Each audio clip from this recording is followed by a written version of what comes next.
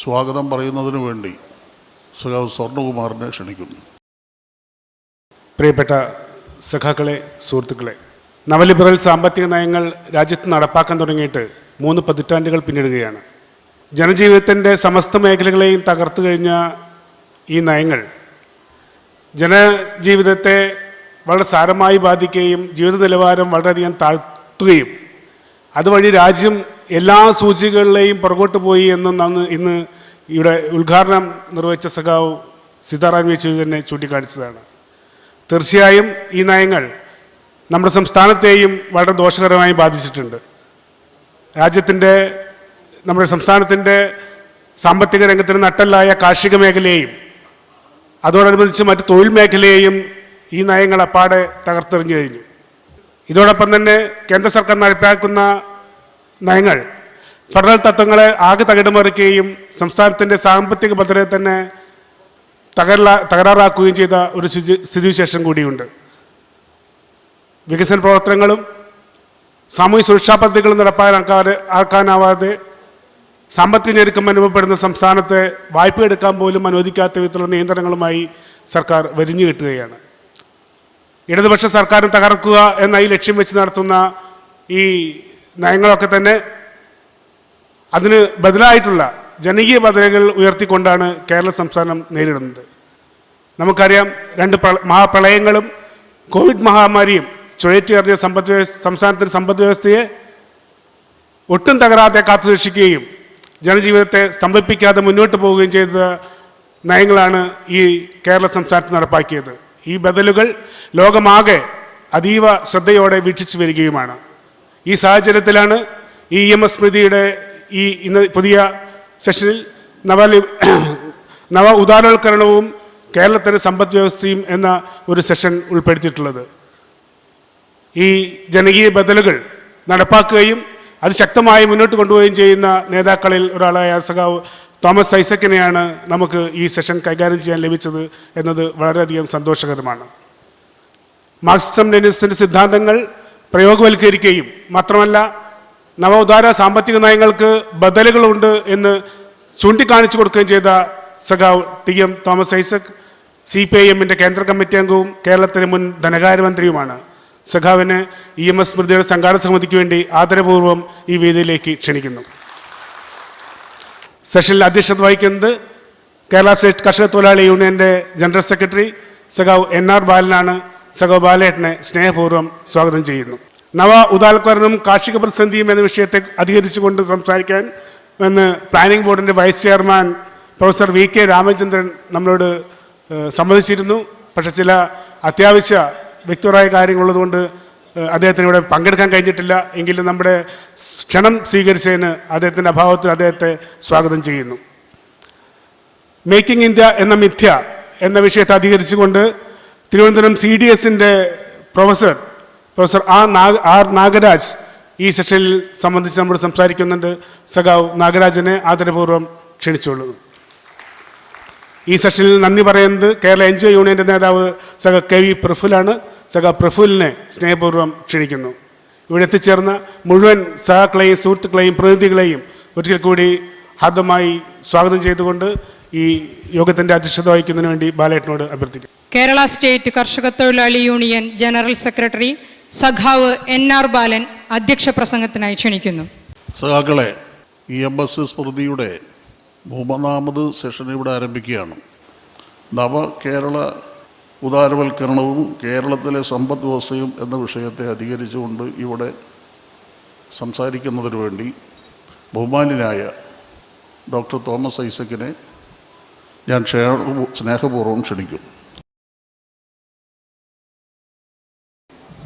പ്രിയപ്പെട്ട NR ബാലൻ, professor Nagaraj, പ്രിയമുള്ള സുഹൃത്തുക്കളെ, ഈ സെഷൻ എനിക്ക് തോന്നുന്നു സംഘാടകർ വിഭാവന ചെയ്തത് നിയോ ലിബറലിസവും കാർഷിക മേഖലയും നിയോ ലിബറലിസവും വ്യവസായ മേഖലയും മേക്ക് ഇൻ ഇന്ത്യ എന്ന് പറഞ്ഞാൽ അത് തന്നെ അവയെങ്ങനെ കേരളത്തെ ബാധിക്കുന്നെന്ന് ഞാനും അങ്ങനെയായിരുന്നു. ഇപ്പോൾ VKR ഇല്ല, അതുകൊണ്ട് ആ ഒരു ഘടനയൊക്കെ പോയിട്ടുണ്ട്. എങ്കിലും നമുക്ക് കുറച്ച് കൂടുതൽ സമയമുണ്ട്. ഇന്ന് കാലത്തെടുത്ത് അധിക സമയം നമുക്ക് വേക്കപ്പ് ചെയ്യാം. ഞാൻ അധികം നീട്ടിയൊന്നും സംസാരിക്കില്ല. പക്ഷെ നാഗരാജൻ്റെ കൊണ്ട് അവതരണം കഴിഞ്ഞ ശേഷം എന്ത് ചോദ്യം വേണമെങ്കിലും ചോദിക്കാം. You are most welcome. കാലത്ത് നിന്ന് 2 ചോദ്യം കിട്ടിയിട്ടുണ്ട്, അതിനും പറയാം. ഇപ്പം ഞാൻ അരമണിക്കൂർ സമയമെടുത്ത് എന്താ പറയാൻ പോകുന്നതെന്ന് പറയട്ടെ. ഈ നിയോ ലിബറലിസം തുടങ്ങുന്നതിന് മുമ്പ് നിലവിലുണ്ടായിരുന്ന വ്യവസ്ഥയിൽ നമ്മൾ കേരളത്തിലെ ബഹുജന പ്രസ്ഥാനങ്ങളും സർക്കാരുമെല്ലാം ഇടപെട്ട് ഏത് തരത്തിലുള്ള കേരളത്തിനാണ് രൂപം നൽകിയത്, അതിൻ്റെ പ്രത്യേകത എന്താണ്? ഇതാണ് ഒന്നാമത്തെ പ്രശ്നം. രണ്ടാമത്തെ പ്രശ്നം, ഈ പുതിയ നിയോ ലിബറൽ നയങ്ങൾ ഈ നേട്ടങ്ങളെ എങ്ങനെ പ്രതികൂലമായി ബാധിക്കുന്നത്? ഇതാണ് രണ്ടാമത്തെ പ്രശ്നം. നിലവിലുണ്ടായിരുന്ന നേട്ടങ്ങൾ. മൂന്നാമത്തത്, ഈ നേട്ടങ്ങളെ തകർക്കുന്നതിനെ നമ്മൾ ചെറുക്കുന്നതിനോടൊപ്പം അവിടെ നിൽക്കാനല്ല തീരുമാനിച്ചിട്ടുള്ളത്. നമ്മൾ തീരുമാനിച്ചിട്ടുള്ളത് ഇവിടുന്ന് മുന്നോട്ട് പോകണമെന്നുള്ളതാണ്. ആണ് നവകേരളം. അങ്ങനെ ഒരു പുതിയ കേരളം സൃഷ്ടിക്കുന്നതിന് എന്താണ് നവകേരളത്തിൻ്റെ സാരാംശം? വളരെ ചുരുക്കി. നാലാമത്തെ പ്രശ്നം, അങ്ങനെ നവകേരളം സൃഷ്ടിക്കുന്നതിന് പുതിയ നയങ്ങൾ, നിയോ ലിബറൽ നയങ്ങൾ എങ്ങനെയൊക്കെ തടസ്സമാവുന്നു? ഈ 4 കാര്യങ്ങളാണ് ഞാൻ പറയാൻ പോകുന്നത്. സംസാരിച്ചുകൊണ്ടിരിക്കുമ്പോൾ ചോദ്യം എഴുതി തന്നാൽ പറഞ്ഞുകൊണ്ടിരിക്കുന്ന കാര്യം ബന്ധമുണ്ടെങ്കിൽ അപ്പം തന്നെ ക്ലിയർ ചെയ്തു പോകാം, അതിന് പ്രയാസമില്ല. നമ്മൾ മറ്റ് സംസ്ഥാനങ്ങളിൽ നിന്ന് വ്യത്യസ്തമായിട്ട് കേരളത്തിൽ അനുവർത്തിച്ച നയം പുനർവിതരണത്തിൽ കൂടുതൽ ഊന്നിക്കൊണ്ടുള്ളതായിരുന്നു. സാധാരണ വികസനത്തെക്കുറിച്ചുള്ള സങ്കല്പം എന്താണെന്ന് വെച്ച് കഴിഞ്ഞാൽ, ആദ്യം വ്യവസായവും കൃഷിയും ഒക്കെ വികസിച്ച് നമ്മുടെ സാമ്പത്തിക നില വളരെ ഉയരത്തിൽ മെച്ചപ്പെടണം. അങ്ങ് ചെന്നു കഴിഞ്ഞാൽ പിന്നെ നേട്ടങ്ങൾ കിനിഞ്ഞ് സാധാരണ ജനങ്ങൾക്ക് കൂട്ടി ലഭ്യമാവും. അതിനുവേണ്ടി കാത്തിരിക്കാതെ സാമ്പത്തിക വളർച്ചയുടെ ആദ്യഘട്ടത്തിൽ തന്നെ തുടങ്ങിയപ്പോൾ തന്നെ നമ്മൾ ഉണ്ടാവുന്ന നേട്ടത്തിൽ നീതിപൂർവമായ പങ്ക് ജനങ്ങൾക്ക് മേടിച്ചു കൊടുക്കാൻ ശ്രമിച്ചു. അതിൻ്റെ വലിയ നേട്ടം കേരളത്തിനുണ്ട്. എന്തൊക്കെ? ഒന്ന്, വേല ചെയ്യുന്നവരെ തൊഴിലാളി യൂണിയനുകളിൽ സംഘടിപ്പിച്ചു. അതിൻ്റെ ഫലമായിട്ട് കൂലി ഉയർന്നു. നമ്മുടെ സർക്കാരുകൾ മിനിമം കൂലി നിയമങ്ങളെല്ലാം കൊണ്ടുവന്ന് വിലപേശൽ കഴിവിനെ സംരക്ഷിച്ചു, തൊഴിലാളികളുടെ അവകാശം. ഇതിൻ്റെ ഫലമായിട്ട് എന്തുണ്ടായി? കേരളത്തിലെ അസംഘടിത മേഖലയിലെ തൊഴിലാളിക്ക് ഒരു ദിവസം 800 രൂപ കൂലി കിട്ടും. നമ്മുടെ അത്രയും വരുമാനമുള്ളവരാ ഗുജറാത്തുകാർ. 2 പേർക്കും പ്രതിശീർഷ വരുമാനം എടുത്താൽ ഏതാണ്ട് 2 ലക്ഷം രൂപ. പക്ഷെ ഗുജറാത്തിലെ തൊഴിലാളിക്ക് 270 രൂപ. ഇതാ വ്യത്യാസം. കൂലി വർധനവെന്ന് പറഞ്ഞാൽ വരുമാനമുള്ളവരിൽ നിന്ന് ഇല്ലാത്തവനിലേക്ക് കുറച്ച് കൊടുക്കുക എന്നുള്ളതാ. അത് നമ്മൾ ചെയ്തു. രണ്ടാമത്തേത്, ഇതുപോലെ തന്നെ സമ്പത്തും പുനർവിതരണം ചെയ്തു. കൃഷിക്കാരെ സംഘടിപ്പിച്ചു, സമരം ചെയ്തു, ഭൂപരിഷ്കരണം കൊണ്ടുവന്നു. ഈ ഭൂമിയൊക്കെ കൈയടക്കി വെച്ചിരുന്ന ഒരു 5% വരുന്ന ആളുകളുണ്ടായിരുന്നു. അവരുടെ കയ്യിൽ നിന്ന് ആ ഭൂമി എടുത്ത് കേരളത്തിലെ 60% ആളുകൾക്ക് കൊടുത്തു. ഇത് സമ്പത്തിന്റെ പുനർവിതരണം. മൂന്നാമത്തത്, നാട്ടിൽ പിരിക്കുന്ന നികുതി. ആ നികുതി ഉപയോഗിച്ച് നമ്മൾ മുൻഗണന നൽകിയ എന്തിനാ? എല്ലാ കുഞ്ഞുങ്ങൾക്കും നല്ല വിദ്യാഭ്യാസം കൊടുക്കാൻ. നാട്ടിലെ ആളുകൾക്ക് രോഗം വന്നാൽ അവർക്ക് ചികിത്സിക്കാൻ നല്ല ആശുപത്രി ഉണ്ടാക്കാൻ. പിന്നെ സാമൂഹ്യ സുരക്ഷയ്ക്ക് വേണ്ടിയുള്ള പെൻഷനും ഇങ്ങനെയുള്ള കാര്യങ്ങൾ. ഇതിനാ മുൻഗണന നൽകിയത്. അതും പുനർവിതരണമാണ്, സർക്കാർ ഉപയോഗപ്പെടുത്തിക്കൊണ്ട്. ഇതാണ് വികസനത്തിന് നാം സ്വീകരിച്ച തന്ത്രം. അതിൻ്റെ നേട്ടമാണ് ഇന്ന് നമുക്കുള്ളത്. കേരളത്തിൽ ഏതാണ്ട് 80 വയസ്സ് വരെ ജീവിച്ചിരിക്കും. ഇന്ത്യയിൽ 70 വയസ്സിൽ താഴെയുള്ളൂ കേട്ടോ ജീവിതായുസ്. ഇന്ത്യയിൽ ഇന്ന് 30-ലേറെയാണ്. 1000 കുഞ്ഞുങ്ങൾ ജനിച്ചാൽ 30-ലേറെ കുഞ്ഞുങ്ങൾ മരിക്കും ഒരു വർഷം എത്തുന്നതിന് മുമ്പ് കേരളത്തിൽ കണ്ട അമേരിക്കയുടെ നിലവാരത്തിലാണ് 6 കുഞ്ഞുങ്ങളെ മരിക്കത്തുള്ളൂ. എല്ലാ കുട്ടികളും സ്കൂളിൽ പോണു. എല്ലാവർക്കും ഏതാണ്ട് ഒരു 5 ലക്ഷം പേർക്ക് വീട് കൊടുത്ത എല്ലാവർക്കും വീടുണ്ട്. എല്ലാ വീട്ടിലും കക്കൂസുണ്ട്, വൈദ്യുതിയുണ്ട്. ജീവിതം കുറച്ചുകൂടി മെച്ചമാണ്. തർക്കമില്ല കേട്ടോ. ഇതൊരു ചെറിയ കാര്യമില്ല. എത്രയോ തലമുറ മലയാളികൾ ഈ കേരളത്തിൽ അഭിമാനപൂർവം വിത്ത് എ ഹ്യൂമൻ ഡിഗ്നിറ്റി ജീവിക്കാനുള്ള അവസരം കൊടുത്തു. നിങ്ങൾ പുറത്തുള്ള സ്ഥിതിയായിട്ടും താരതമ്യപ്പെടുത്തും. ഇത് നമ്മുടെ വലിയ നേട്ടമാണ്. ഈ നേട്ടങ്ങളെ എങ്ങനെയാണ് 1991 ആരംഭിച്ച നിയോ ലിബറൽ നയങ്ങൾ ബാധിച്ചത്? ഇതാണ് നമ്മുടെ മുന്നിലുള്ള ചോദ്യം. നിയോ ലിബറൽ നയങ്ങളുടെ ആദ്യത്തെ നടപടി എന്താണെന്നോ, ഇറക്കുമതിയും കയറ്റുമതിയും ഉദാരവൽക്കരിക്കുക. ഇറക്കുമതിയുടെ മേലുള്ള എല്ലാ നിയന്ത്രണങ്ങളും ഇല്ലാതാക്കാം. അത് 91 മുതൽ നടന്ന് ഇപ്പോൾ ഏതാണ്ട് പൂർണ്ണമായി. ഇതിൻ്റെ ഫലം എന്താണെന്ന് നിങ്ങൾക്കറിയാമല്ലോ. ഇതിൻ്റെ ഭാഗമായിട്ടാണ് ആസിയൻ കരാറൊക്കെ വന്നത്. നമ്മുടെ നാട്ടിലേക്ക് ഏറ്റവും പ്രതികൂലമായി ബാധിച്ചത് കേരളമാണ്. കാരണം നമ്മുടെ നാട്ടിൽ ഉൽപ്പാദിപ്പിച്ചിരുന്ന അതേ കാര്യങ്ങളാ ഈ തെക്ക് കിഴക്കൻ ഏഷ്യൻ രാജ്യങ്ങൾ, ആസിയൻ രാജ്യങ്ങളിൽ ഉൽപ്പാദിപ്പിക്കുന്ന കാർഷിക മേഖലയിൽ. ഒരേ കാർഷിക കാലാവസ്ഥ പ്രകൃതിയായതുകൊണ്ട് ഒരേ തരത്തിലുള്ള കൃഷിയാണ്. അതേസമയം ഗംഗാ സമതലത്തിലൊക്കെ ഗോതമ്പും നെല്ലുമൊക്കെയാണ്. ഇവിടെ നമുക്ക് റബ്ബർ, വാണിജ്യ വിളകളൊക്കെയാണ്. അപ്പം അത് ഇങ്ങോട്ട് തുറന്നു കിട്ടിയോടുകൂടി ഇന്ത്യ രാജ്യത്ത് നമുക്ക് ഇതുവരെ സ്വതന്ത്ര വ്യാപാരം, ഇന്ത്യക്ക് നേട്ടമുണ്ട് കേട്ടോ.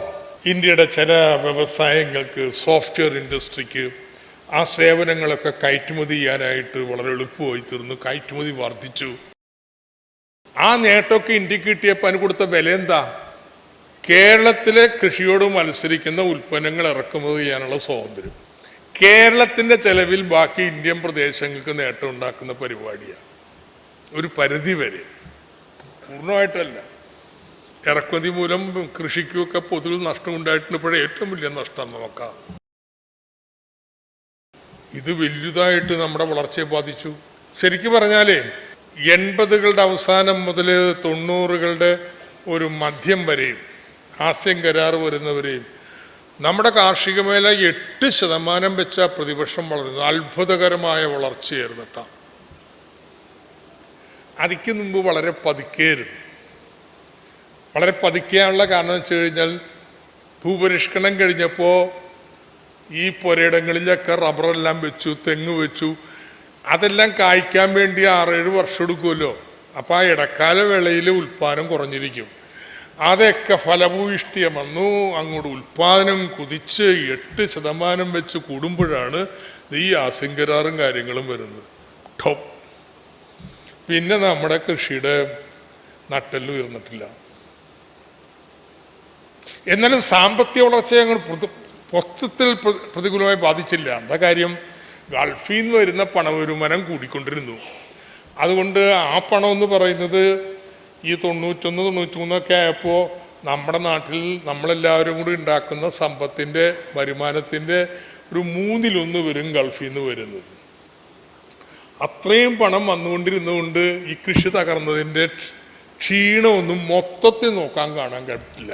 നമ്മുടെ ഉപഭോഗം വർദ്ധിച്ചു, ഉപഭോഗ സേവനങ്ങൾ കൂടി. അവയുടെ വളർച്ച വേഗത്തിലായതുകൊണ്ട് മൊത്തം സാമ്പത്തിക വളർച്ച എടുത്താൽ നമ്മൾ തിരിച്ചടി ഉണ്ടായില്ല. ദേശീയ ശരാശരിയേക്കാൾ മുകളിൽ നമ്മൾ വളർന്നുകൊണ്ടേയിരുന്നു.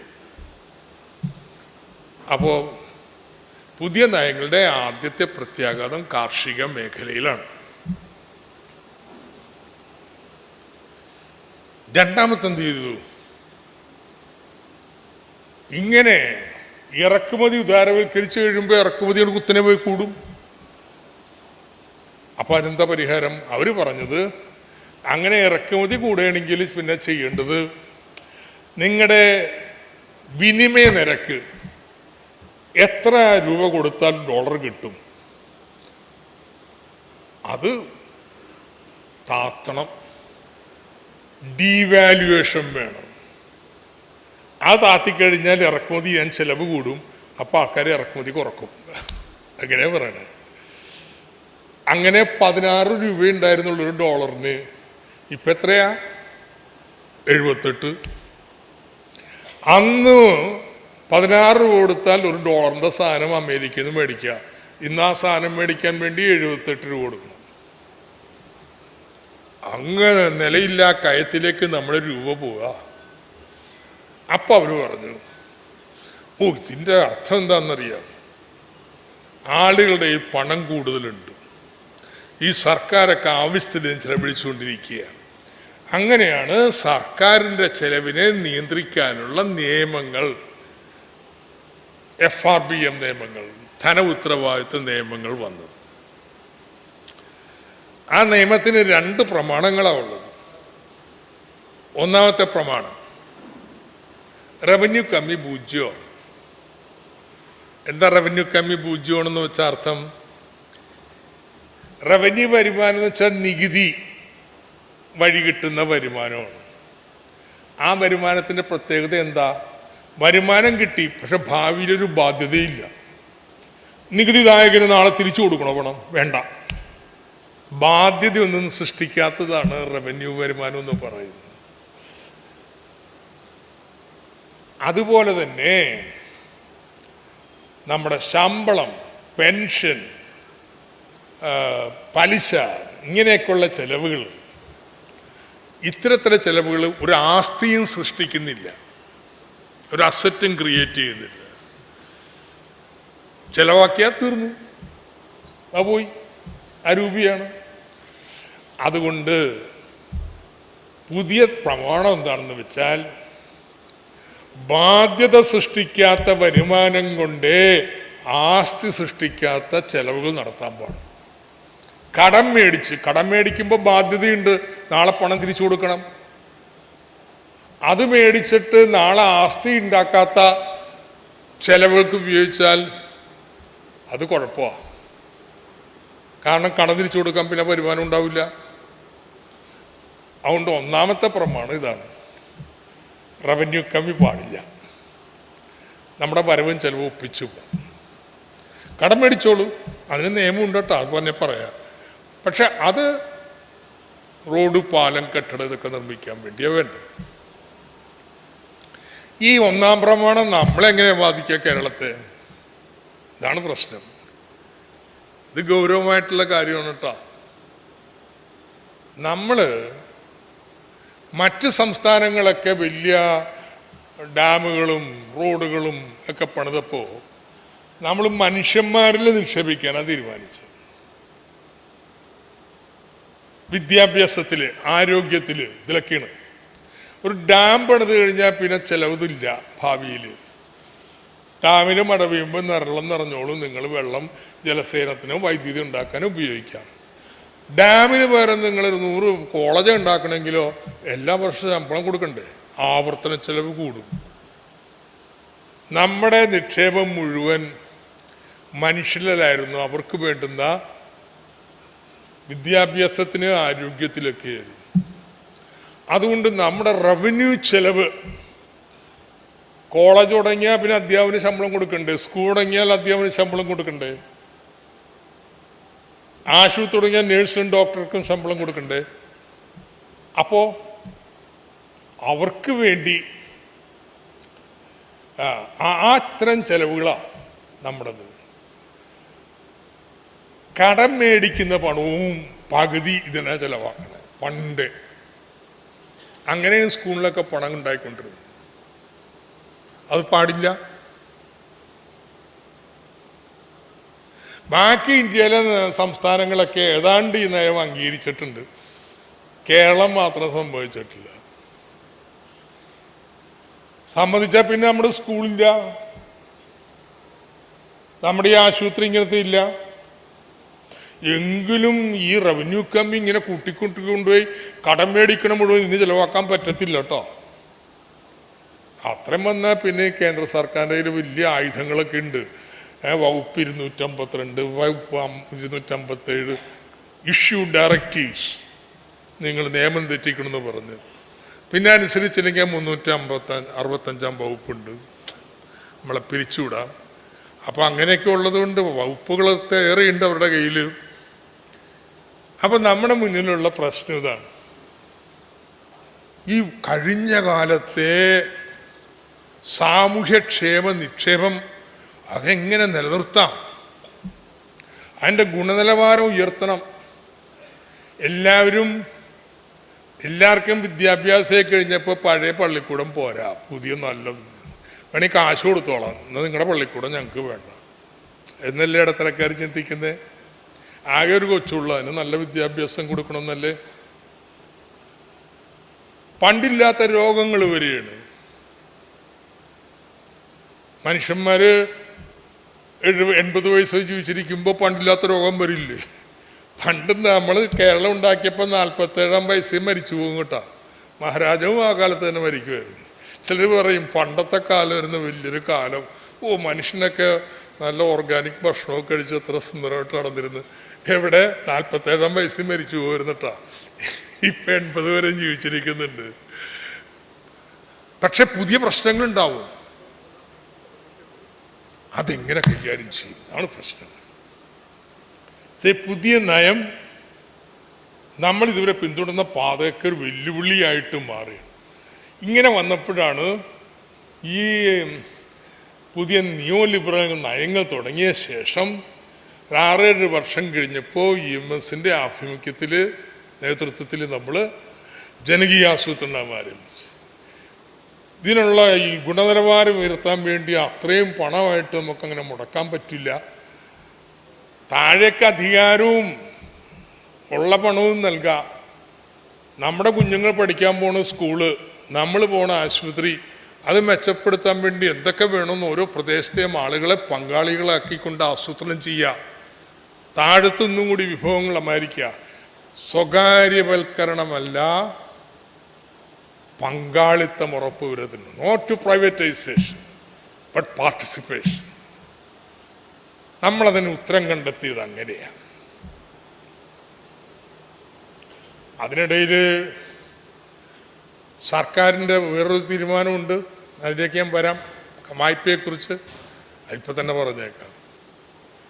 വായ്പ രണ്ടാമത്തെ പ്രശ്നം വെച്ച് കഴിഞ്ഞാൽ വായ്പ എടുത്തോളൂ, പക്ഷേ നിങ്ങളുടെ ദേശീയ വരുമാനത്തിൻ്റെ 3% വായ്പ എടുക്കാൻ പറ്റില്ല. 3% കൂടുതൽ വായ്പ എടുക്കുന്നുണ്ടോ ഇല്ലയോ എന്നുള്ളത് കേന്ദ്ര സർക്കാരിന് പെട്ടെന്ന് നോക്കിയാൽ അറിയാം കേട്ടോ. റിസർവ് ബാങ്കിൻ്റെ സർക്കാരിൻ്റെ എല്ലാ ദിവസത്തെയും കണക്ക് ദിവസത്തോടെ റിയൽ ടൈമിൽ കിട്ടുന്നതുകൊണ്ട് കൃത്യമായിട്ട് പറയാം നിങ്ങൾ വായ്പ എടുത്ത് എത്രയാണെന്നൊക്കെ.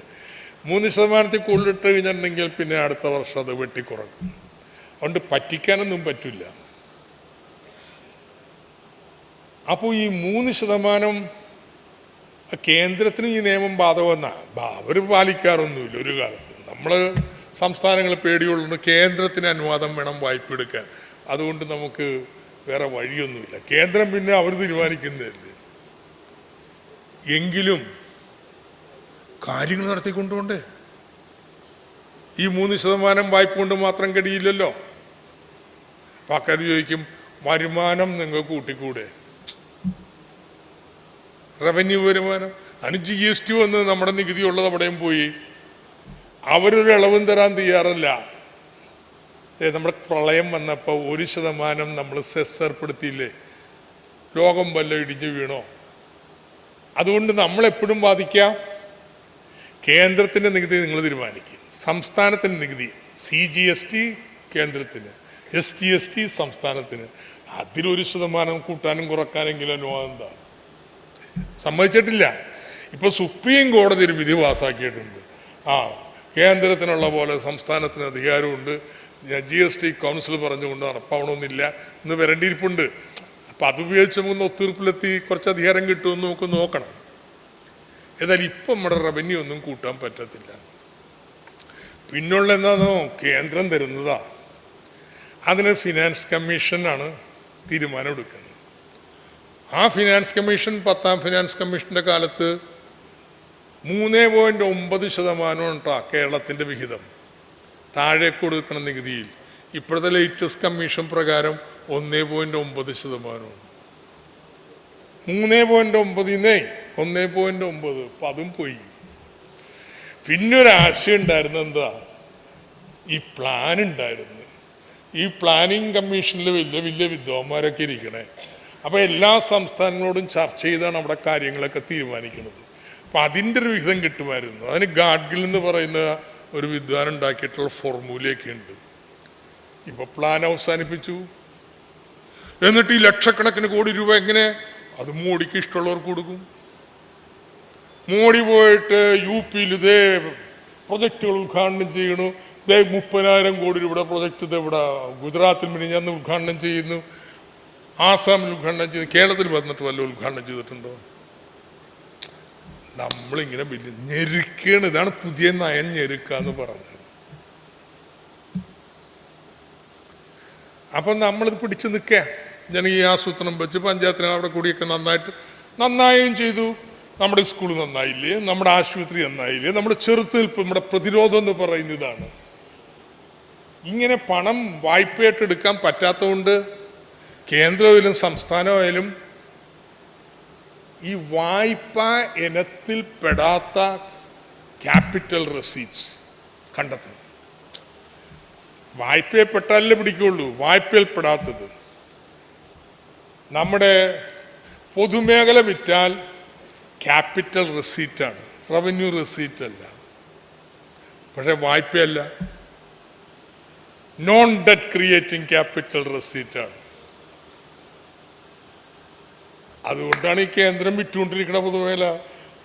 പണക്കാരൻ്റെ നികുതി വഹിക്കാൻ തയ്യാറല്ല. അവർക്ക് ഇളവുകൾ കൊടുത്തുകൊണ്ടിരിക്കുകയാണ്. അവർക്ക് വരുമാനം, എന്നാൽ ഇലക്ഷൻ 5 വർഷം കൂടുമ്പോൾ പലതും ചെയ്യണം നാട്ടുകാർക്ക്. എന്നാൽ പിന്നെ വിത്തെടുത്തുണ്ടാന്ന് പറയും. നമ്മുടെ ഏക ആശ്രയം എന്തായിരുന്നു? കേരളത്തിൽ വ്യവസായങ്ങൾ വരാൻ. നമ്മൾ എപ്പോഴും സംബന്ധിച്ച ഷിപ്പ് യാർഡ് വേണം, പാലക്കാട് കോച്ച് ഫാക്ടറി വേണം. സമരം ചെയ്ത് വിലപേശിയും കേന്ദ്രത്തിൽ നിന്ന് മേടിക്കലാണ്. കേന്ദ്രമുള്ളത് വിൽക്കാൻ പോകുമ്പോൾ അത് പോയില്ലേ? എങ്ങനെയും നയം നമുക്ക് തിരിച്ചടിയാവണമെന്ന് നോക്കിക്കേ. ഇങ്ങനെ ഈ പ്രതിസന്ധിയൊക്കെ ഉള്ളപ്പോഴും നമ്മൾ 91 മുതൽ കേരളം പിടിച്ചു നിന്നു. കാര്യങ്ങൾ അധികാര വികേന്ദ്രീകരണത്തിലൂടെയൊക്കെ കൂടുതൽ മെച്ചപ്പെടുത്തി. ജനസേവനവുമല്ല, നമ്മുടെ പെൻഷനും ഒക്കെ കൂട്ടി. പക്ഷെ ഇങ്ങനെ പോയാൽ പോരാ. ഈ നേട്ടങ്ങൾ നിലനിർത്തിക്കൊണ്ടുപോയാൽ മാത്രം പോരാ. ഈ നേട്ടങ്ങൾക്കൊപ്പം ചില പുതിയ പ്രശ്നങ്ങളുണ്ട്. അവ പരിഹരിച്ചേ തീരൂ.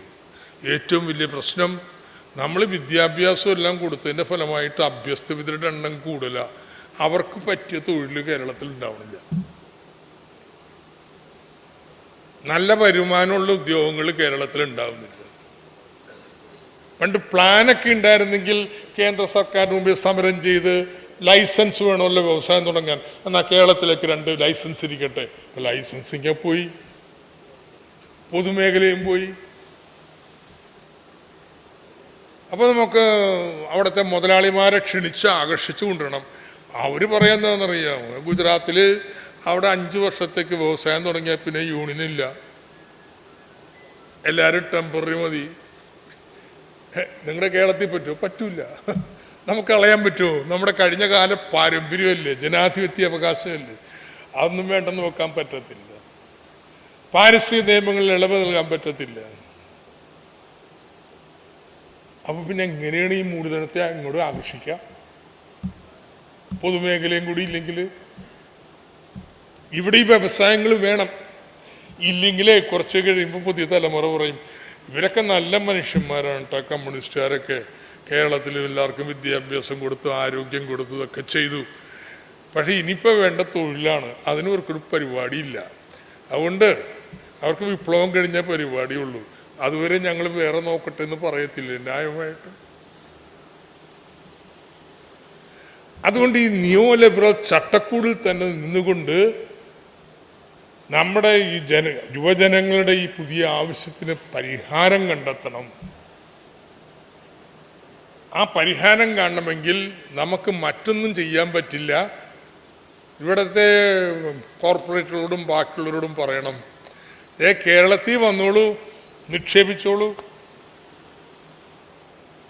ഞങ്ങൾ 1ാം ക്ലാസ് ലോകോത്തര ഇൻഫ്രാസ്ട്രക്ചർ കേരളത്തിൽ തരും. വൈദ്യുതി പുതിയ ട്രാൻസ്മിഷൻ ലൈൻ ഞങ്ങൾ പണിയുന്നുണ്ട്, 15,000 കോടി രൂപ ചിലവാണ്. പുതിയ ഡിസ്ട്രിബ്യൂഷൻ ലൈൻ വരുന്നുണ്ട്, 10,000 കോടി രൂപ ചിലവാണ്. ഞങ്ങൾ മുടക്കും, ഞങ്ങൾക്ക് മുടക്കമില്ലാതെ വൈദ്യുതി വരും. ഞങ്ങളുടെ കെ ഫോൺ വരും, എല്ലാ വീട്ടിലും ബ്രോഡ് നെറ്റ് ഇൻ്റർനെറ്റ് കണക്ടിവിറ്റി വരും. ഞങ്ങളുടെ ദേശീയപാത പണിതുകൊണ്ടിരിക്കുന്ന 6 ലൈനായിട്ടാണ്. നമ്മുടെ ഇവിടെയുള്ള ബാക്കിയുള്ള എല്ലാ ഗ്രാമീണ റോഡുകളും ഒക്കെ പഞ്ചായത്ത് ചെയ്യുന്നുണ്ട്. സർക്കാർ വേറെ ഒരു നമ്മുടെ ദേശീയപാതയല്ല, സംസ്ഥാന പാതയും മേജർ ഡിസ്ട്രിക്ട് റോഡ്സും ഒക്കെ കിഫ്ബി വഴി ചെയ്യുകയാണ്. ഏറ്റവും നല്ല റോഡുകൾ. പിന്നെ ഞങ്ങളൊരു 20,000 ഏക്കറെങ്കിലും ഇൻഡസ്ട്രിയൽ എസ്റ്റേറ്റ് ഉണ്ടാക്കിയാണ്. കണ്ണൂർ എയർപോർട്ടിന് ചുറ്റും, പാലക്കാടേക്കുള്ള കോറിഡോറ്, മംഗലാപുരത്തേക്കുള്ളത്, തിരുവനന്തപുരത്ത് capital city region development programme. നിങ്ങൾ വരൂ എന്ന് പറയാൻ പറ്റും. പക്ഷെ ഇങ്ങനെ മുതൽ മുടക്കാനായിട്ട് സർക്കാരിന് വായ്പ എടുക്കാൻ അവകാശമില്ല. കാരണം 3% പറ്റത്തുള്ളൂ. ഈ പറഞ്ഞ കാര്യമൊക്കെ ചെയ്യണമെങ്കിലേ ഒരു 25 വർഷം എല്ലാ വർഷവും ബഡ്ജറ്റിൽ നിന്ന് കുറച്ച് കാര്യം ഈ ക്ഷേമകാര്യങ്ങളെല്ലാം കഴിഞ്ഞ് നമ്മുടെ വിദ്യാഭ്യാസ ആരോഗ്യ ചെലവെല്ലാം കഴിഞ്ഞ് കുറച്ച് മിച്ചം വരുന്നു. അതുകൊണ്ട് കുറച്ച് റോഡ് പണിയുക ഒക്കെ ചെയ്ത് കഴിഞ്ഞാൽ 25 വർഷം കൊണ്ട് പണിയട്ടാ. അപ്പോഴേക്കും ഇന്ത്യ വേറെ വല്ലോടത്ത് എത്തിക്കാണുമെന്ന് നമ്മളിങ്ങനെ കിടക്കും. അപ്പൊ പിന്നെ എന്താ വഴി? അതിന് കണ്ട സൂത്രമാണ് കിഫ്ബി എന്ന് പറയും. നമ്മളെ പിടിക്കാനൊന്നും പറ്റില്ലട്ടാ, നിയമം പ്രകാരം തന്നെയുള്ളത്. എന്താ അത് ചെയ്യണേ? സർക്കാരിന് വായ്പ എടുക്കാനല്ലേ അനുവാദം ചോദിക്കേണ്ടത്?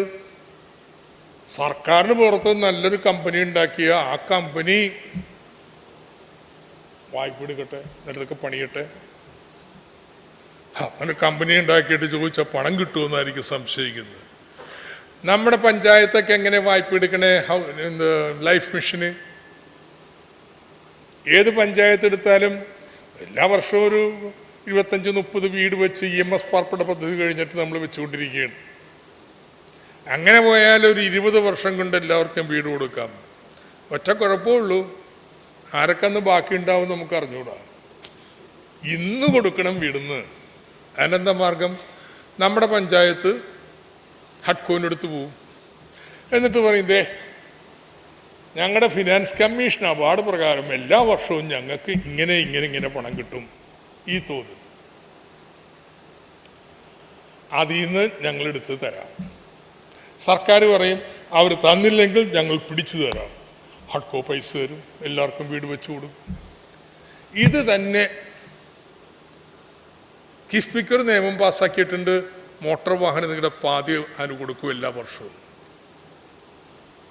അത് കാണിച്ച് കിഫ്ബി ലോകത്ത് എല്ലായിടത്തു നിന്നും വായ്പ എടുക്കും. എന്നിട്ട് നാട്ടിൽ എന്തൊക്കെ വേണോ അതൊക്കെ പണിയും. എന്നിട്ട് 20 വർഷം കൊണ്ട് തിരിച്ചെടുക്കും. പക്ഷെ ഇന്ന് കിട്ടും. ഈ വൈദ്യുതി, ഈ റോഡ്, ഈ ഇൻഡസ്ട്രിയൽ എസ്റ്റേറ്റ്, ഈ ഇന്റർനെറ്റ്, ഇതൊക്കെ ഇന്ന് കിട്ടുന്നതുകൊണ്ട് വ്യവസായങ്ങൾ കേരളത്തിൽ വരും. ഇതാ നമ്മുടെ പരിപാടി. ഇനി പുറത്തുനിന്ന് വന്നില്ലെങ്കിൽ നമ്മുടെ നാട്ടിൽ തന്നെ നമ്മൾ വ്യവസായങ്ങൾ ഉണ്ടാക്കും, സ്റ്റാർട്ടപ്പ് ഒക്കെ ആയിട്ട്. ഇനി അതും പോരെങ്കിൽ എല്ലാ വീട്ടിലും ഇന്റർനെറ്റ് എത്തിയില്ലേ? എല്ലാ കുഞ്ഞുങ്ങളും ഇപ്പൊ കമ്പ്യൂട്ടർ പഠിക്കുന്നില്ലേ? അവരൊക്കെ കമ്പ്യൂട്ടർ വിദ്യ അഭ്യസിപ്പിച്ചിട്ട് വീട്ടിലിരിക്കുന്ന അഭ്യസ്തരായ സ്ത്രീകൾക്ക് വിദേശത്തുള്ള കമ്പനികളോട് പറയാണ്, നിങ്ങളിപ്പോൾ വർക്ക് ഫ്രം ഹോം അല്ലേ, വീട്ടിലിരുന്നാണ് പണിയെടുക്കുക. വർക്ക് ഫ്രം ഹോം ആണെങ്കിൽ അമേരിക്കയുടെ വീട്ടിലിരുന്ന് പണിയെടുത്താൽ എന്താ, നമ്മുടെ നാട്ടിലെ വീട്ടിലിരുന്ന് പണിയെടുത്താൽ എന്താ, ഞങ്ങൾ ചെയ്തു തരാം. ഇങ്ങനെ അഭ്യസ്തവിദ്യരുടെ തൊഴിലില്ലായ്മ നമുക്ക് പരിഹരിക്കാൻ പറ്റും. ഇതാണ് നവകേരളത്തിൻ്റെ ഏറ്റവും മർമ്മം എന്ന് പറയുന്നത്. ഭൂതകാല നേട്ടങ്ങളെ നിലനിർത്താം, എന്നിട്ട് നമ്മൾ നാളേക്ക് വേണ്ടിയുള്ള ഇത് നിർമ്മിക്കാം. അപ്പോൾ ഇത് ചെയ്തു നമ്മുടെ മുന്നിൽ നടന്നുകൊണ്ടിരിക്കുക. ആർക്കെങ്കിലും സംശയമുണ്ട്? നിങ്ങളുടെ ഓരോരുത്തരുടെയും പഞ്ചായത്തിൽ നടന്നിട്ടുള്ള കാര്യങ്ങളും നോക്കുന്നു.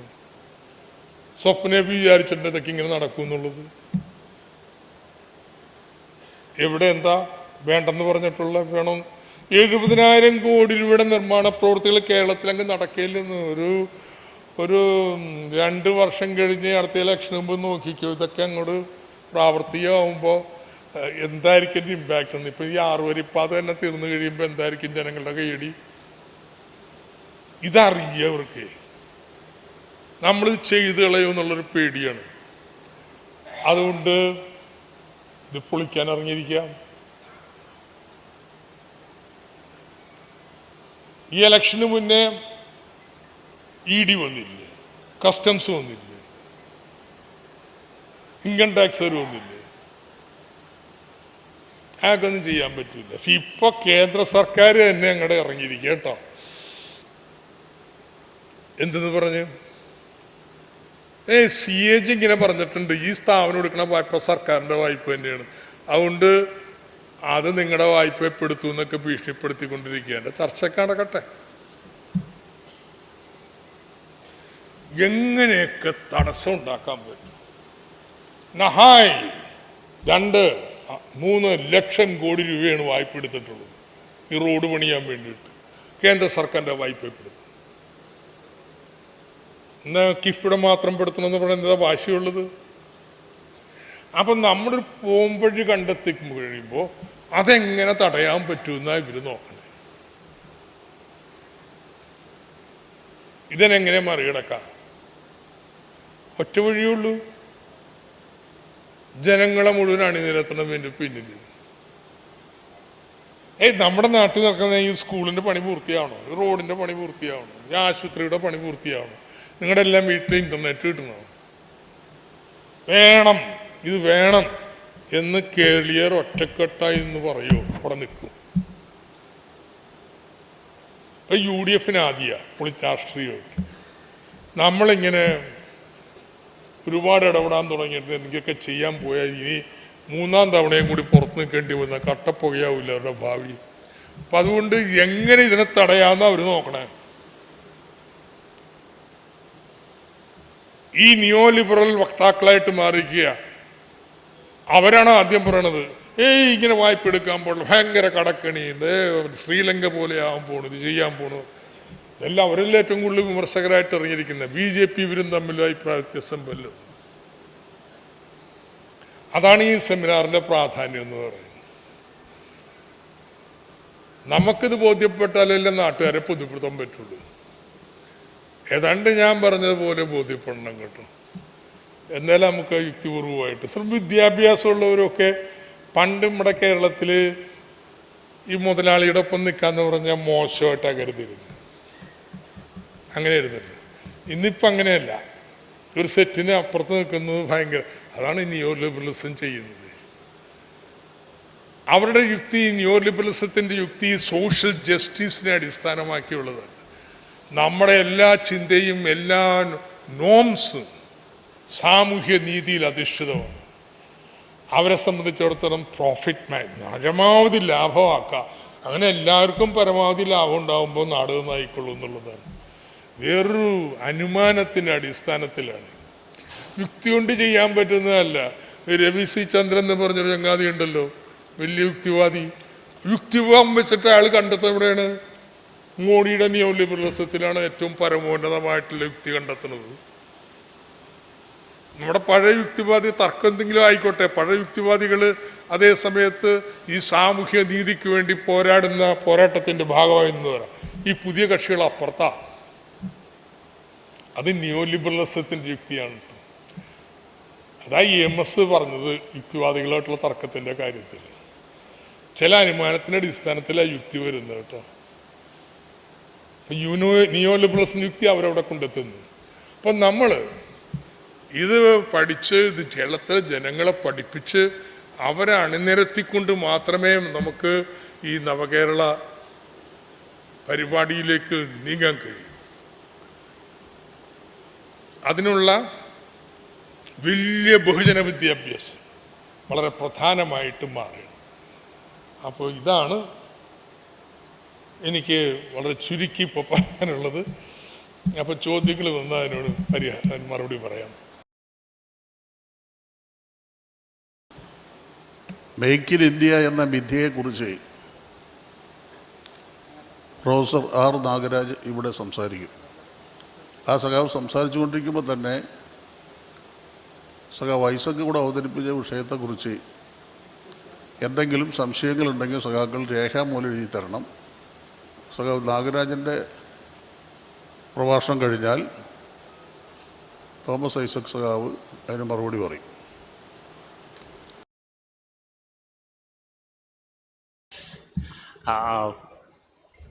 Dr.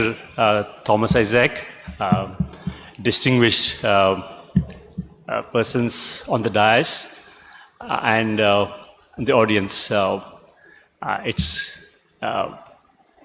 I thank the organizers for giving me this invitation. I didn't realize that I was speaking to a large audience like this. I thought I'm going to speak to an academic or a semi-academic audience. So forgive me if I'm, and I don't know, if time permitting, I would be happy to take questions from the audience. Okay. First slide, please. Next. In 2014, when the present government came to power, in October of 2014, they introduced this program called Make in India, and it had a symbol of a lion, which you saw in the previous slide.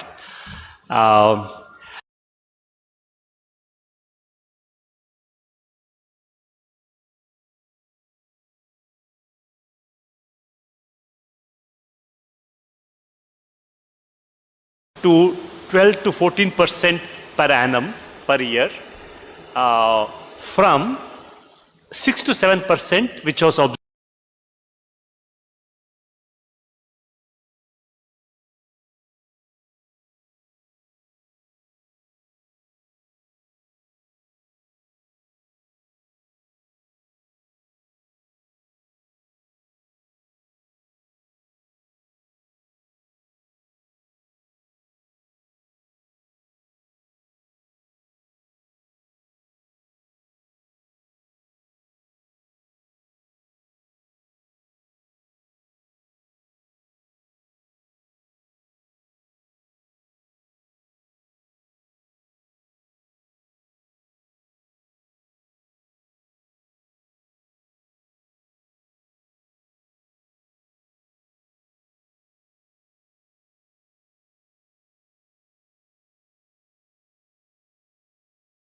and at that time, the total employment in manufacturing was around 6 crore.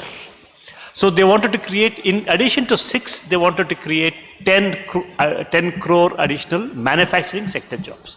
These are the ambitious goals set for Make in India in 2014, and these were to be achieved by 2022.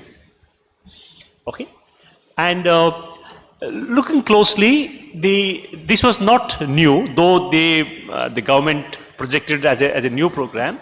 It was nothing but a rebranding. I mean, you understand the modern marketing terminology, the rebranding of the earlier program called National Manufacturing Policy, initiated by the earlier government in 2011. Could you please, next slide, please.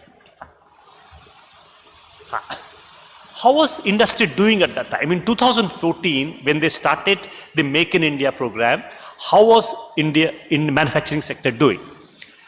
Long-term stagnation in share of manufacturing in GDP at 17%. So since 1991, since we started the reforms, economic reforms in 1991, the share of manufacturing sector in GDP has been stagnating. Okay, and industrial growth rate in 2020s has decelerated, has slowed down. Okay, and more importantly, import content in domestic production and consumption have risen sharply, especially in capital goods and electronics. In fact, if you just look at all the electronic goods we use around us, okay, almost all of them are entirely imported. Okay, thus, also technologically, India has become a dependent economy.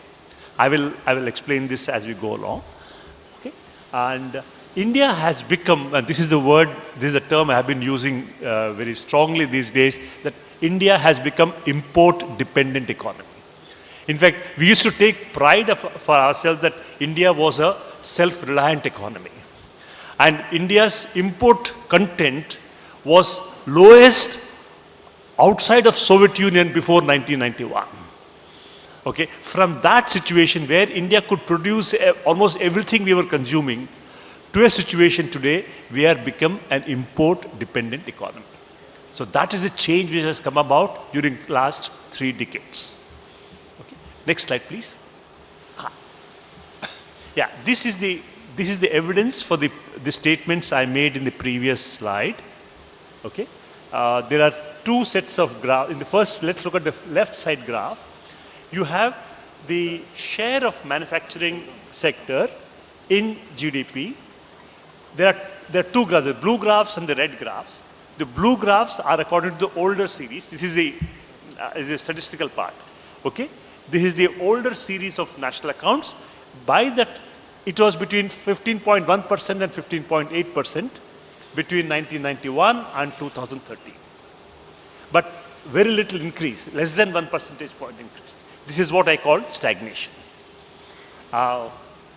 Second thing is, I think here you cannot see, I think I'm blocking the view. You can see this? Okay, so next graph shows the growth rate, annual growth rate of since 2012-13, and it has declined from around 14% to negative 6% during 2020-21. Okay, let's ignore the pandemic period, which was a bad period, we all know, whole world has suffered. But even before the pandemic, industrial growth rate has decelerated very sharply. And this has been a matter of concern. Okay, next slide, please. In 2020, in the midst of pandemic, Prime Minister launched Atmanirbhar Bharat, self-reliant India, as a campaign. Okay, during the pandemic, India faced shortage of bulk drugs, fertilizers, etc., due to import restrictions from China. Every country was trying to preserve these raw materials for themselves. Oh, that's better. Thank you. Okay. This I suppose you can see it here. So every country was trying to preserve these important intermediate inputs for themselves. So India, as an import-dependent economy, had a difficulty. That's when the Prime Minister launched the self-reliant or Atmanirbhar Bharat campaign. Okay, what did government do?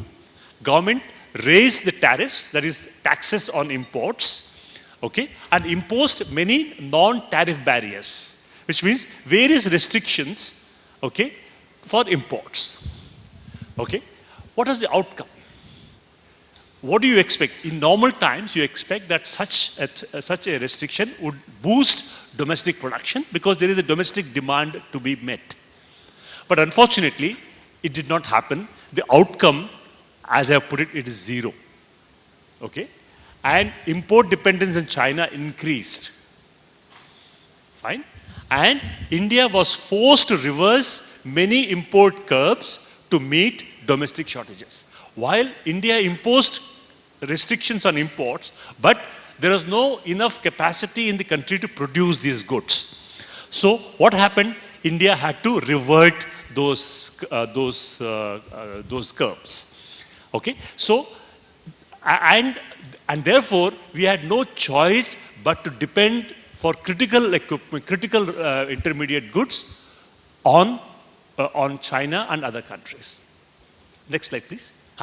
Okay, this is the table of India's imports from China.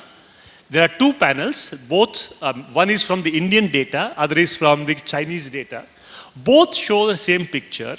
You can see the fourth column in the first panel, last two rows I have given in red. It has increased India's trade deficit. That is what we import from China more than what we export to them. Okay, increased from 39.7 billion US dollars to 64.5 billion dollars. This is by Indian statistics. If you look at the Chinese statistics, the increase is even higher. Okay, so the point of showing this data is to show that India has become a severely import-dependent economy. Okay, and so much for Atmanirbhar Bharat after 6-7 years of its implementation. Yeah, next slide, please. This is some clippings from the recent media reports. The point I was saying, defying ban, China apps quietly grow in India again. India had put lots of restrictions on Chinese apps. You know, the TikTok and various other ones. Okay, but there is so much of demand for them in India that government had to go back on its restrictions, which shows that, look, there is a huge demand in the country, and India is not able to supply them, and therefore we continue to be dependent on China. Okay. Similarly, the Chinese curbs on Chinese investments, because of strategic reasons. We had this Galwan crisis. Government had put restrictions of Chinese investments in India. Okay, but Indian investments could not grow, and therefore government had to reverse or go back on the curbs. Okay, this clearly shows that India's dependence on China is structural, which means it cannot be changed by changing the prices and taxes. So we become deeply dependent on China. That's been so nothing has been achieved by 6-7 years of Make in India program. Next slide, please. Okay, this shows investment rate decline. See, if the output has to grow, investments have to grow. Well, this is simple truth of economics. Okay, and you find that India launched many programs: PM Gati Shakti, Make in India, Atmanirbhar Bharat. But Government of India fails to show evidence on reversing the decline in fixed investment rate, which means that while government is busy launching a program after another program, okay, but government does not show evidence on increase in investments which could reduce import dependence or growth in domestic output. Okay, here are two lines on the right side graph. You can see that let's look at the GDP growth rate. GDP at constant prices declined from 16-17 and steeply. Okay, and the red line shows that gross fixed capital formation, that is the fixed investment in machinery and equipment and software. Okay, they have steadily declined as a percentage of GDP from 33% to 29%.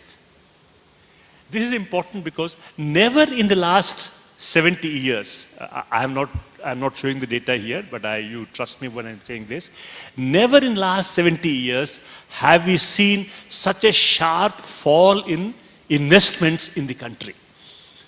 Okay, while government has been talking about program after program, Gati Shakti, Make in India, Atmanirbhar, but these are not backed up by investments, physical investments, investment in software, okay, so that in domestic production can go up. So while there is a lot of rhetoric about Make in India, but the reality seems very different. Okay, next slide, please. Okay. This is elaboration of the previous graph. This is a picture from for both investments and savings from 2005-06 to 17-18, but this can be extended to more recent period. But the trend is similar. You see, both saving and investments have steadily declined over a long period of time, over 10-year period. Okay, if you recall, in the first decade of the 21st century, that is we had the boom period. we had a boom when the economy was growing at 8 to 9%, catching up with China. Okay, that growth was busted after the 2008 financial crisis. But during that boom period, okay, economy's investment rates were rising very rapidly. We were in fact catching up with the East Asian countries like China, Japan, Korea, and others. Okay, but after 2014, our investment rates have been steadily coming down. Okay, and this kind of a decline has never been experienced in the post-independent India. Okay, next slide, please. Again, there has been a lot of hype about FDI investment in India. In fact, if you see the finance minister often makes statements saying that FDI flows have been rising, and that is an endorsement of government's policies, and that's a sign that economy is buoyant or economy is doing very well. Okay, but this is not true at all, because it depends upon how carefully you look at the evidence. Okay, the evidence I have shown here, I have taken net FDI, because net FDI is a better measure of investments in India. Net FDI is by definition gross FDI minus outward FDI. Indian companies are investing outside, so that has to be subtracted. And also repatriation and disinvestment by foreign companies. Now, we know that, look, they have lots of private equity firms investing in India. Private equity firms, by their business model, quit the investment after 3 to 5 years. That is their business. They don't stay on for a long period. Okay? So, therefore, when they take out the money, therefore, that money has to be deducted from our gross FDI. Okay? So, when you adjust for outward FDI and disinvestment and repatriation by foreign firms invested in India, the net FDI shows no increase as a percentage of GDP. And this is shown in the graph here. Kindly look at the blue graph at the bottom. Blue graph at the bottom. You see that the net FDI as a percentage of GDP has hardly increased since 13-14. Okay, it fluctuates around 1%. Okay, so where is the growth? Where is the FDI growth? There is nothing. Okay, and if you take the net FDI to GDP has net FDI to GFCF. Okay, it is hardly, it's just hovers around 6% of fixed investment. Sorry, this should be 6% of GFCF, gross fixed capital formation. Okay, so one finds that the much talked about foreign direct investment into India is not growing when you adjust for outward flows and disinvestment happening from FDI. So on a net basis, FDI has hardly grown. Therefore, where is the investment taking place? Very little. That's been a cause of concern, and that's the reason why we find that domestic production is not growing and our investment rate is not growing. Okay, next slide, please. This shows up in if the investments were taking place. I mean, we all understand simple economics, right? If investment were taking place, then there would be a lot of demand for bank credit, right? The banks cannot, and the firms cannot invest unless they take loans from the banks. The bank credit has to be growing if investments are growing. Okay, but that is not happening. Look at this graph on the left side. The blue line shows the growth in non-food credit. Okay, that is the non-agricultural credit. You find that has been steadily declining since 2012. Okay, so when the credit does not grow, where does investments come from? Investments will not be taking place, right? What is growing in the credit is the retail loans. Consumer credit is growing. consumer credit for consumer durables, okay, for not even consumer, mostly for housing has been growing, but not for investments. Okay, next slide, please. Sorry, one more thing I forgot. This one. See, that is manufacturing capacity utilization. See, if the output was growing rapidly, if the output was growing rapidly, then the capacity utilization of factories should increase, right? I mean, that's a clear indicator of growth or growth of output. But you find that has been steadily falling since 2010, 11, I think. Sorry, 4. So therefore, and most recent period, there's been a sharp fall. So all this shows that manufacturing or Make in India program has hardly been doing very much. Okay, next slide, please. Okay, so far the evidence to show that we have not had much growth and Make in India has been a sham. Okay, and why did this happen? How Make in India was supposed to grow? What was the government's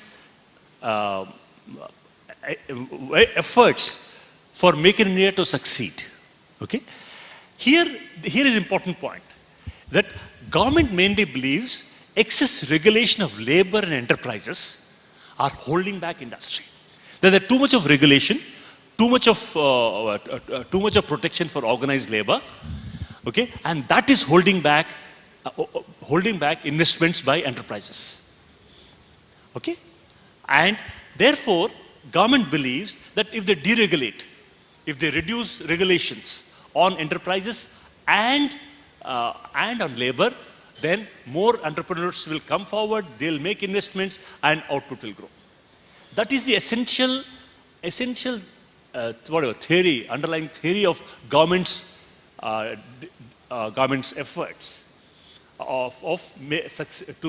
to implement Make in India. Okay, and how to demonstrate deregulation? Government may be changing regulations. How do you demonstrate this deregulation? So government has decided in 2014 that they will benchmark themselves against the World Bank index called Ease of Doing Business Index. This is an index which World Bank used to prepare till last year for all the countries of the world. Okay, and if there is an increase in the rank, if there is a reduction in the ranking for a country, which means that country has become more attractive to entrepreneurs, and therefore investment should follow. Okay, and government succeeded in increasing, is improving its ranking. The India's rank did move up from 142 in 2014 to 51 in 2020, which means that government made various efforts, okay, which got reflected in the EDB ranking, and in ranking went up. Sure, that can be seen as a success. But what does it mean? Has it translated into investments? No, as we have seen before. Okay, next slide, please. Okay. Yeah, what is EDB index? I'll explain. Ranking of countries is according to time taken to get permissions and running businesses. I'm putting it simply, but this is the essential idea behind the EDB index. What is the assumption behind it? That less time taken to get permission, better it is for business. Like it is often said, in Singapore, they say it takes just 1 day to start a business. Whereas in India, it takes 142 days to get a business, to start a business. Therefore, enterprises flourish in Singapore, and they're held back in India. That is the essential argument. Okay? And how is the data collected? Data is collected by corporate consultants. PwC is a big consultant for them to do this job. And who collects the data? Corporate lawyers. So it is done by corporate interests. And how do they do it? They look at de jure, means as per the law, not what it takes in reality. It's not de facto, but it is de jure, which means as per statute, there may be 200 regulations, but in effect, they may not be operational at all. Okay, so if you simply go by 200 regulations, you may say that India takes long time, but in effect, it may not take that much of time at all. Okay, so this index is a flawed index. Okay, next slide, please. Okay.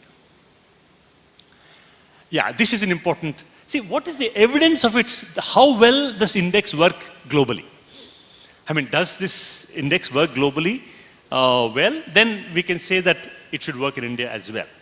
But you find that, yeah, here, kindly forgive me, there is a mistake here. Without improving, see, Russia improved its rank from 2010 into 120 in 2012 to 20 in 2018 without improving investment flows. It's not with, but without. I'm sorry, this is a typo. Kindly, I'll make the correction and send the revised version. Okay. China witnessed the opposite. China's ranking went down. But which country attracted most investments? We all know. Right? So this index is a useless index. Okay? And more importantly, I think this is a very important point, that this index is a politically motivated index, as the recent events showed up. Okay? It showed the lot of discussion showed that Chile, the Latin American country Chile, whenever a socialist government was in power, the EDB ranking went down.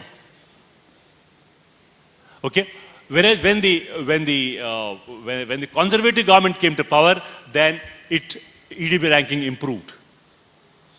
Okay, so this is a flawed index, politically motivated index, and which has been admitted by World Bank's own vice president, Nobel laureate. Okay, so therefore this index has been thoroughly discredited for any objective measurement of hurdles in doing business. Okay, this is a so World Bank last year, because of a political issue, they withdraw this index completely. They have stopped stop computing this index. This only goes to show, the point of my giving you this global example is that, look, India was trying to benchmark itself against a bogus international index, which is politically motivated index, and ignored the ground reality to increase investments in the country. And that is the reason why Make in India hardly succeeded. Okay, I have written about this index in Hindu. You can just look it up if you like. Okay, and next slide, please.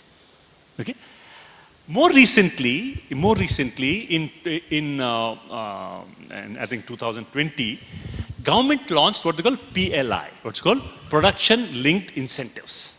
So realizing that EDB was not going anywhere, they introduced production linked incentives, which means that they will give cash incentives to firms if they expand domestic production. Okay, the PLI scheme was launched. This is based on the evidence of the so-called success of increasing domestic production of mobile phones in the country.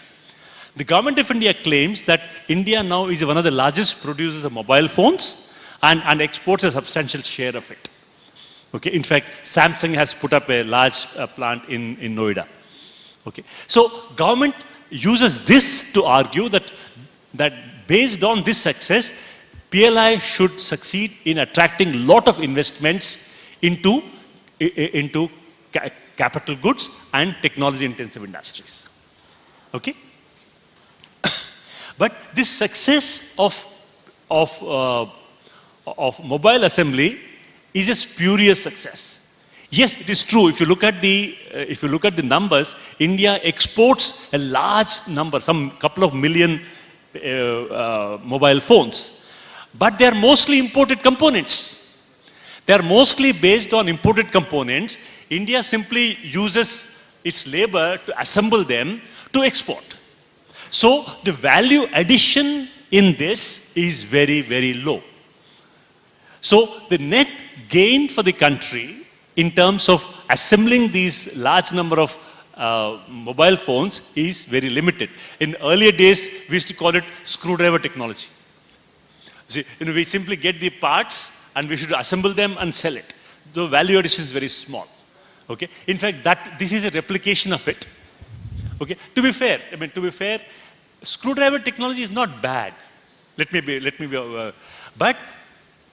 if you move from screwdriver to manufacturing components and manufacturing the full product. So if there is a timeline or if there is a strategy of moving from screwdriver technology to production of components and production of the critical components, okay, then India is becoming more self-reliant and really adding value to its exports. But that is not happening. In fact, so the import component in mobile is very high. In fact, it's almost up to 95%. So the mobile phone assembly success, which is often talked about, is again a spurious example. In fact, there is a good academic paper. I have given the reference. One can look at it. Okay. So if you're interested, you can have a look at it. And this has been hardly a success if you look at domestic value addition. Okay. So now they have expanded this to 15 industries. Okay. And this is the latest PLS scorecard taken from news item last week. Applications are invited. Government incentives for 97 schemes, okay, and potential capex is 99.6, but actual scheme kicked off, the last two bars you can see, is very small. Actual potential capex is just 20. So therefore, as of today, PLI is a lot of hype that government is claiming to offer incentives for assembling or production within the country, okay? But actual investment taking place to undertake that assembly is still very limited, okay? So the entire scheme of incentives of various kinds to increase domestic production has been hardly fruitful, okay? Next slide, please. Yeah, this is another thing which has been widely talked about. Is startups. The government has been very. This is not strictly Make in India, but government often uses them together to claim that India is doing well. Okay, and startups. There's been a lot of hype about startups. Here is the latest data from a Lok Sabha reply. You can see the highest number of startups are in 2015 at 8,000. Then onwards, the number of startups have been going down. The left-hand graph shows. Okay, and the right-hand graph shows that most of these startups are in IT services, not in manufacturing. Okay, and in IT services and in education, there have been a lot of boom, but what they have added to domestic production, we still do not know. And we also know that there has been, most recently, in fact, I was just looking at NDTV video, which showed that most of the educational startups like Beju, Vedantu, etc., have been retrenching workers in a large number. True, these startups did very well during pandemic when well-to-do parents wanted their children to continue education at home.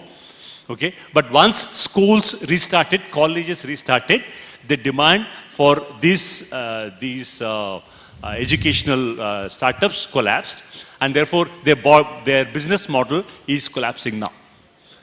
Okay, so therefore much hype about startups as a new growth industry, which the old-fashioned people like me do not appreciate, is simply not true, because these are all sort of very short-term profit avenues which has been taken advantage of, but they do not seem to suggest a long-term sustainable growth of manufacturing at all. Okay. So this is the point I wanted to say about the startups. To be fair, let me also say, there have been these startups, to be fair to the proponents of this, these startups attracted enormous amount of foreign investment during at least till last year. Okay, when the world interest rates are very low, when the world stock markets were flooded with capital, so lot of foreign money flew into these companies, expecting a quick return. But today the world situation has changed, and lot of this money has flown out. Lot of FIIs have flown out, and therefore many of the startups have collapsed. Okay, so that's the point. This is a qualification I would like to add to what I said earlier. Okay, last please. I think next slide. Yeah, and now I am ready to conclude. Okay, Indian industry is stagnating for quite a while. Okay, Make in India was mooted to step up industry and technological progress, reduce import dependence, boost industrial employment. After 8 years, Make in India has failed to meet its goals. What has happened is industrial stagnation, rising import and technological dependence. PLI scheme is yet to take off. And the mobile phone example which I gave is not a positive example as the government claims, because of very high import dependence in them. There is very little component manufacturing in India. It is basically assembly technology which is happening now. Okay? Why did India fail? Okay? Why did Make in India fail? Because government wrongly focused on deregulation as a basis to boost investment. Government thought the government regulation was holding back private enterprise, which is not true. Okay? To showcase deregulation, government targeted improving EDB index, ease of doing business index. It's a bogus and politically motivated index. Okay, last slide please. Okay, why did government pursue EDB index? Why did government follow the EDB index? Because, it's my view, probably it is in line with the political belief, minimum government, maximum governance. Okay, so I think, I don't agree with this. I think this is the crux of the problem. Why government focused on EDB, not on real substantial issues like investments, physical investment, okay, technological investments, because their beliefs are different. Okay, what is needed is massive public and private investment in infrastructure and manufacturing. Every experience shows that industrial policy is what is needed to overcome industrial stagnation. For details, I have a paper. You can mention it here. I think I'll stop here. Thank you very much. ഇപ്പോൾ ഇവിടെ അവതരിപ്പിച്ച വിഷയങ്ങളെ അടിസ്ഥാനപ്പെടുത്തി സദസ്സിൽ നിന്നുള്ള സംശയങ്ങൾക്ക് പ്രഭാഷകർ മറുപടി നൽകുന്നു. പ്രൊഫസർ നാഗരാജൻ അവതരിപ്പിച്ച വിഷയം വളരെ പ്രധാനപ്പെട്ടതാണ്. ഇപ്പോൾ മോഡി 8 വർഷത്തിൻ്റെ നേട്ടങ്ങൾ വെച്ച് വലിയ പ്രചരണം നടത്തുകയാണ്. അതിൽ ഏറ്റവും പ്രധാനപ്പെട്ടത് ഈ വ്യവസായ മേഖലയിൽ എന്തോ ഭയങ്കര കുതിപ്പുണ്ടാക്കി ഈ PLI സ്കീമെല്ലാം വെച്ചെന്നുള്ളതാണ്. അത് ആകെ പൊളിച്ചടക്കുകയാണ് ഈ അവതരണത്തിൽ. അപ്പോൾ അടുത്ത ലക്കമല്ല, അതിന് പിന്നത്തെ ലക്കം ചിന്ത. നാഗരാജനെ കൊണ്ട് നമുക്ക് ഒരു കവർ സ്റ്റോറി എഴുതിച്ചു കളയാം ലളിതമായിട്ട്. നോ, ദ ചിന്ത issue after next. I was promising them that you will be writing a cover story. Oh my God. It's a informatics. No. Okay, we'll do that. I'll also work with you. കാരണം നമുക്കത് വേണ്ടുന്ന അത്യന്താപേക്ഷിതമായിട്ടുള്ള കാര്യങ്ങളാണ്. It's very informative. ഇനി നമുക്ക് കൃത്യം 20 minute കൊണ്ട് 15 minute കൊണ്ട് നമുക്ക് അവസാനിപ്പിക്കണം. വേഗത്തിലായിരിക്കും റാപ്പിഡ് ഫയർ ഉത്തരവിട്ട് പോകാൻ പറ്റും. കിഫ്ബി വഴി നടത്തുന്ന ഈ ഇൻഫ്രാസ്ട്രക്ചർ ഓറിയൻറ്റഡ് ഡെവലപ്മെൻറ്റ് അതുണ്ടാവുമെന്ന് ഇപ്പോൾ പ്രതീക്ഷിക്കുന്ന പോലെ ഭാവിയിൽ തൊഴിലവസരം ഉണ്ടാവുമെന്ന് എന്താണ് ഉറപ്പ്? ഇപ്പോൾ നമ്മൾ ദേശീയപാത പണിതുകൊണ്ടിരിക്കുകയല്ലേ? എത്രയെന്നാ നിക്ഷേപം? ചുരുങ്ങിയത് 60,000 കോടി രൂപയാണ് ചെലവ്. 25,000 കോടി രൂപ ഭൂമി ഏറ്റെടുക്കാൻ വേണ്ടി മാത്രം വേണം. എന്താ നേരിട്ടത് ഇന്ന് വരുമാനം? നല്ല വരുമാനമുണ്ട്. നമ്മൾ ടോളിനെതിരാ. അതുകൊണ്ട് നമ്മൾ പറഞ്ഞുകൊണ്ടിട്ടുണ്ടെങ്കിൽ പൂജ്യമോ നേരിട്ടുള്ള വരുമാനം. These are essential infrastructure. അത് വളർച്ചയ്ക്കുള്ള പശ്ചാത്തലം ഒരുക്കുന്നു. നാഗരാജൻ്റെ അവതരണത്തിൻ്റെ അവസാനത എന്താ ഇന്ത്യ വേണ്ട? ഈ ഞൊടുക്കു വിദ്യ കൊണ്ടൊന്നും പറ്റത്തില്ല.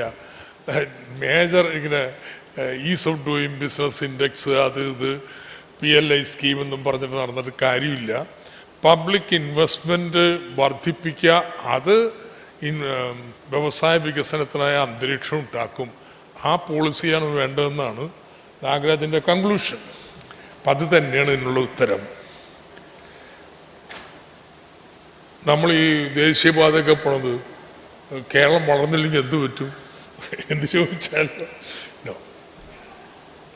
മറ്റു രാജ്യങ്ങളുടെ അനുഭവം കാണിക്കുന്ന ഇതുണ്ടെങ്കിലേ വളരൂ എന്നുള്ളതാണ്. മറ്റ് സംസ്ഥാനങ്ങളൊക്കെ ഒരുപാട് സൗജന്യങ്ങൾ വ്യവസായങ്ങൾ കൊണ്ടുവരാൻ കൊടുക്കുന്നു. എന്നാൽ നമ്മളങ്ങനെ തൊഴിലവസരങ്ങൾ സൃഷ്ടിക്കാൻ ശ്രമിക്കുന്നില്ല.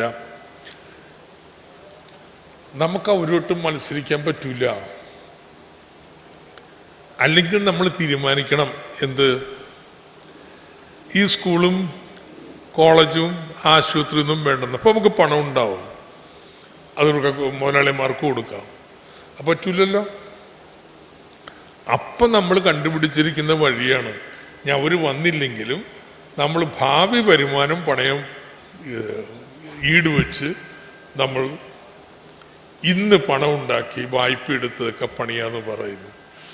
അപ്പോൾ നമ്മുടെ സ്ഥിതിവിശേഷത്തിൽ അവർ ചെയ്യുന്ന പോലെ ഇൻസെൻറ്റീവ് കൊടുക്കാൻ പറ്റും. അപ്പോൾ ഇൻസെൻറ്റീവ് മാത്രമല്ല, ഞാൻ പറഞ്ഞില്ലേ, നിയമം പാസ്സാക്കിയിട്ടുണ്ട് ഗുജറാത്തിലൊക്കെ. ഈ കോവിഡ് കാലത്ത് എല്ലാ ട്രേഡ് യൂണിയനും അവകാശം എടുത്ത് കളഞ്ഞിട്ട് നമുക്ക് നമ്മുടെ സംസ്ഥാനത്തൊക്കെ പറ്റുമോ? അവരോട്ട് ആ മത്സരത്തിനൊന്നും നമുക്ക് പറ്റില്ല.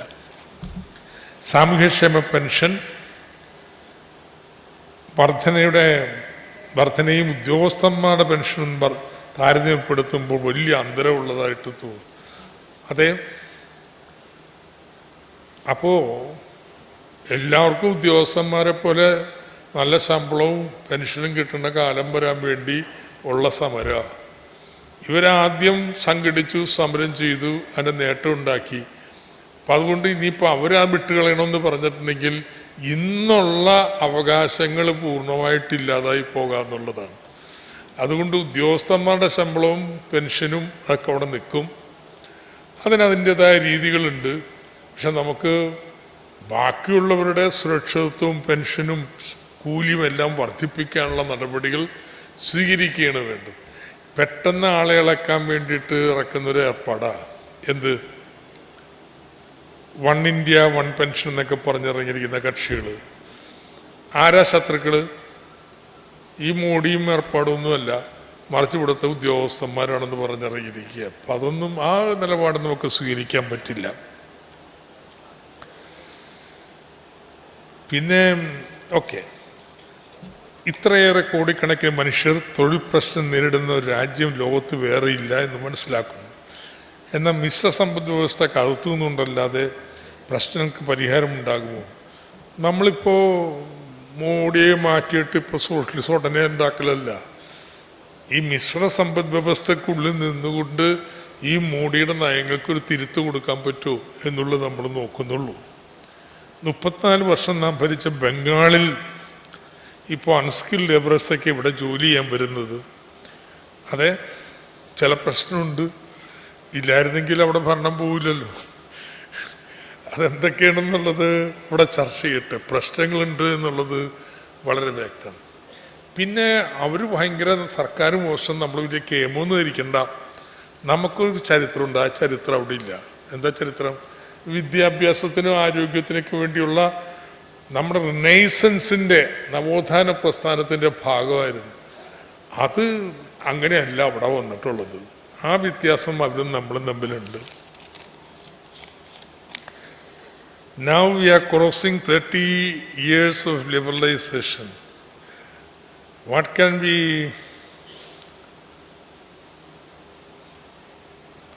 we stand apart from these liberal policies of WTO, GATT, IMF? It is the world reality of all countries, including China. Not only goods and technology, labor force, culture also is being exchanged. Is there any benefit for our country? ഈ new ലിബറലിസത്തിൻ്റെ അടിസ്ഥാന ആദർശം, അടിസ്ഥാന അടവ് നമ്മളെ കൊണ്ടൊക്കെ ഇതല്ലാതെ വേറെ മാർഗമില്ലെന്ന് സമ്മതിപ്പിക്കില്ല. There is no alternative. തീര ഇതിൽ നിങ്ങൾ ഡേവിഡ് ഹാർവിയുടെ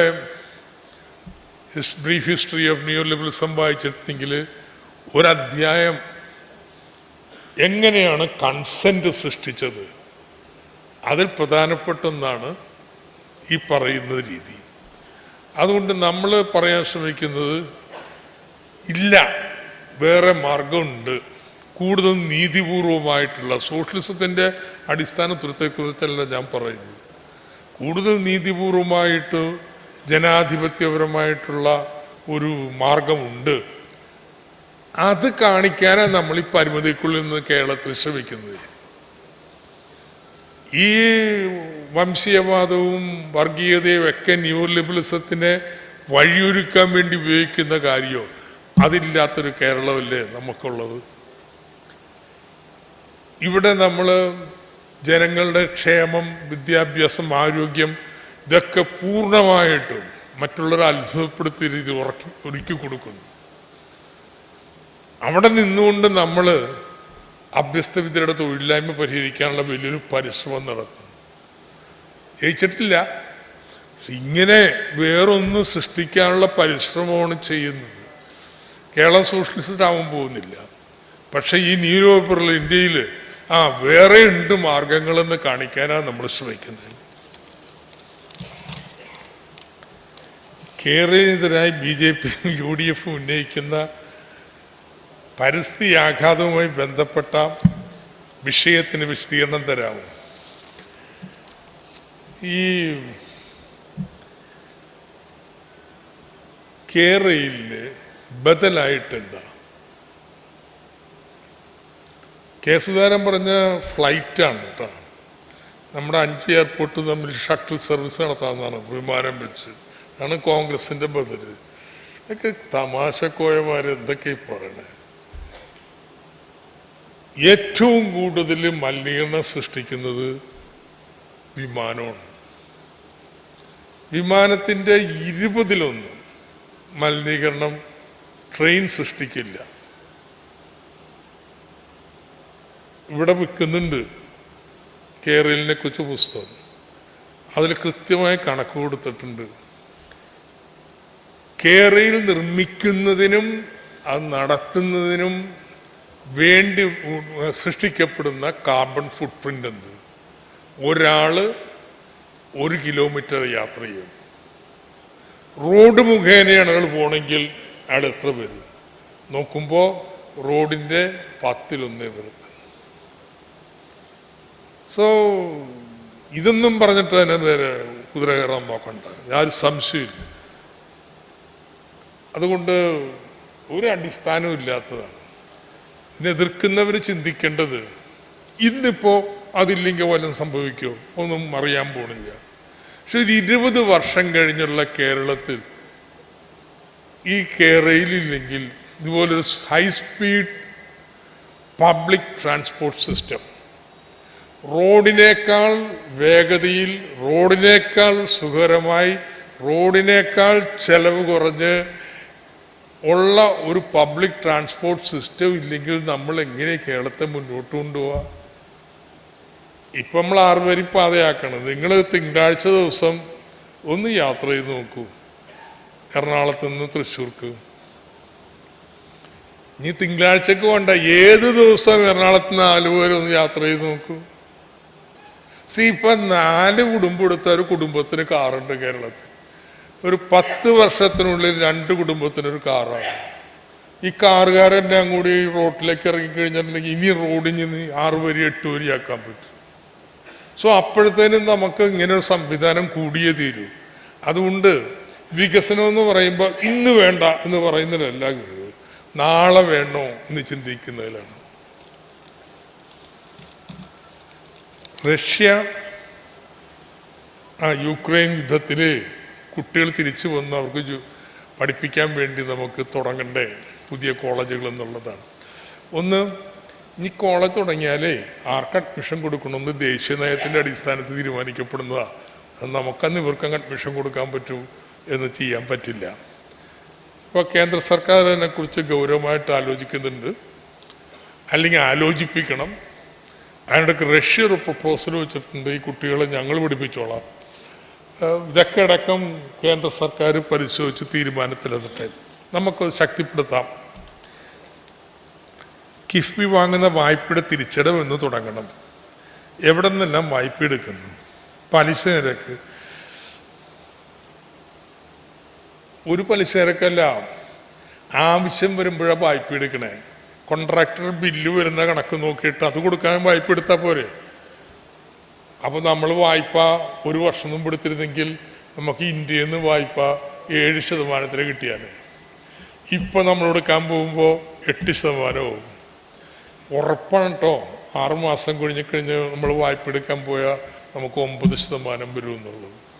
അപ്പം മാറിക്കൊണ്ടിരിക്കും അങ്ങോട്ടും ഇങ്ങോട്ടും ഒക്കെ. ഏത് രാജ്യത്തുനിന്നാ? വേറെ രാജ്യത്തൊന്നും പോണ്ട, നമ്മുടെ രാജ്യത്തു നിന്ന് തന്നെ ഇഷ്ടം പോലെ പണം കൊണ്ടെടുക്കാനാണ്. അത് പിന്നെ എന്തിനാ വിദേശത്ത് പോയി എടുത്തത്? ഇങ്ങനത്തെ ഒരു കമ്പനിക്ക് വായ്പ എടുക്കാൻ പറ്റുമോ എന്ന് ന്യായമായിട്ടും ആളുകൾക്ക് സംശയം ഉണ്ടാവും. ആ സംശയം ഇതാക്കാൻ വേണ്ടിയിട്ടാണ് ഈ 2500 കോടി കേരളത്തിൽ നിന്ന് ഇന്ത്യയിൽ നിന്ന് ഉണ്ടാക്കാൻ പറ്റില്ലേ. നമുക്ക് പുറത്ത് ലണ്ടൻ സ്റ്റോക്ക് എക്സ്ചേഞ്ചിൽ ലിസ്റ്റ് ചെയ്ത് വായ്പ എടുക്കാൻ പ്രാപ്തിയുള്ളൊരു കമ്പനി ഇന്ത്യയിൽ ആദ്യമായിട്ടൊരു സംസ്ഥാന സർക്കാരുണ്ടെന്ന് പറയാൻ വേണ്ടി തന്നെ പോയതാണ്.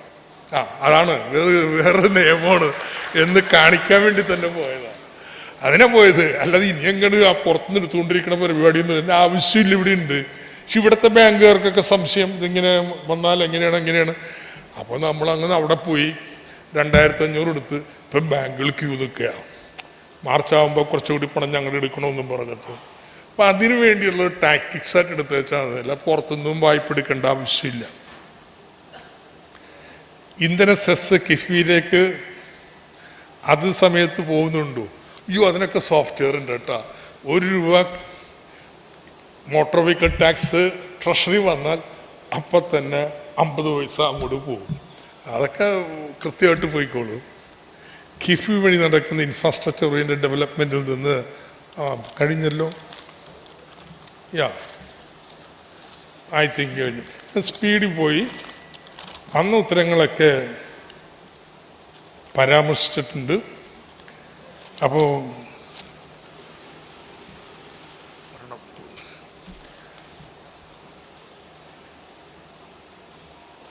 മുന്ന കപ്പലിലിരുന്ന് എയർ കണ്ടീഷൻ മുറി നേരെയാക്കിയിട്ട് കാര്യമില്ല. പരിസ്ഥിതി നശിപ്പിച്ച് വികസനം കൊണ്ടുവന്നിട്ട് എന്ത് കാര്യം? ഒന്ന് കേരളം മുങ്ങുന്ന കപ്പലല്ല. ഇനി ആർക്കെങ്ങനെ തോന്നുന്നുണ്ടെങ്കിൽ അത് മനസ്സിൽ വെച്ചാൽ മതി. കേരളം മുങ്ങുന്ന കപ്പലല്ല. 2, ഈ റോഡിൽ ആശ്രയിച്ചുള്ള ഗതാഗതം പരിസ്ഥിതി നശിപ്പിക്കുമെന്ന് സംശയമുണ്ട് ആർക്കെങ്കിലും? ഈ റോഡിൽ വരുന്ന ലോങ് ഡിസ്റ്റൻസ് കാറുകളെല്ലാം തിരുവനന്തപുരത്ത് നിന്ന് കൊച്ചി വരണമെങ്കിൽ കാറെടുത്ത് ഇന്നിപ്പോൾ ഞാൻ വന്ന പോലെ വരേണ്ട ആവശ്യമില്ല. ഈ ട്രെയിൻ വഴി പോവും. ഇവിടെ വന്നു കഴിഞ്ഞാൽ ഇവിടെ പബ്ലിക് ട്രാൻസ്പോർട്ട് സിസ്റ്റം ഉണ്ടാവണം. അങ്ങനെയുള്ള ഒരു ട്രാൻസ്പോർട്ട് സ്ട്രക്ചറുള്ള കേരളമാണ് ഒരു 10 വർഷം കഴിഞ്ഞ് 20 വർഷം കഴിഞ്ഞ് ഇവിടെ വേണ്ടത്. അപ്പം അതുകൊണ്ട് മുങ്ങണ കപ്പലുമല്ല, ഇത് പരിസ്ഥിതി വിനാശം ഉണ്ടാക്കുന്നതല്ല. അല്ലാതുള്ളൊരു സംവിധാനം കേരളത്തെ പരിസ്ഥിതി നശിപ്പിക്കും. ആണ് യാഥാർത്ഥ്യം. അപ്പോൾ ഇത്രയും കാറൊന്നും വേണ്ട, ആൾക്കാർ ആശയടക്കി ജീവിച്ചാൽ മതി എന്ന് നിങ്ങൾ പറയാമെന്ന് നാട്ടുകാരെ സമ്മതിക്കത്തില്ല.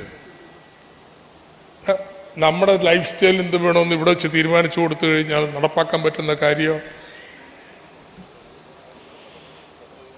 വികസനത്തെക്കുറിച്ച് ഇത്തരം വിവാദങ്ങൾ വരുന്നത് ഏതുതരം മാനസികാവസ്ഥ?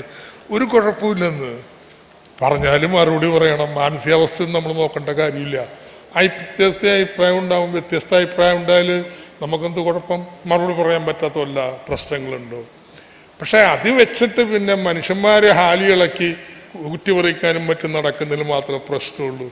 അല്ലെങ്കിൽ ആർക്കെന്ത് ചർച്ച ചെയ്യണം? ചർച്ച ചെയ്യാമല്ലോ. ചർച്ച ചെയ്യാൻ പറ്റത്തുള്ള കാര്യമാണ്.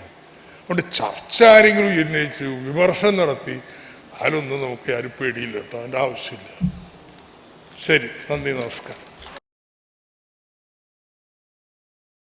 നവ ഉദാരവൽക്കരണവും കേരള സമ്പദ് വ്യവസ്ഥയും എന്ന വിഷയത്തെ അധികരിച്ചുകൊണ്ട് മുൻ ധനകാര്യമന്ത്രിയും CPIM-ൻ്റെ കേന്ദ്ര കമ്മിറ്റി അംഗവുമായിട്ടുള്ള സഖാവ് TM തോമസ് ഐസക്കാണ് സംസാരിച്ചത്. സഖാവിനെ Ems Smrithi സംഘാടക സമിതിയുടെ പേരിൽ നന്ദി രേഖപ്പെടുത്തുകയാണ്. Professor VK Ramachandran, vice chairman planning board Kerala, ഇന്ന് സെഷനിൽ പങ്കെടുക്കാൻ സാധിച്ചിട്ടില്ല. അദ്ദേഹത്തിൻ്റെ അസാന്നിധ്യത്തിലും സംഘാടക സമിതിയുടെ നന്ദി അറിയിക്കുകയാണ്.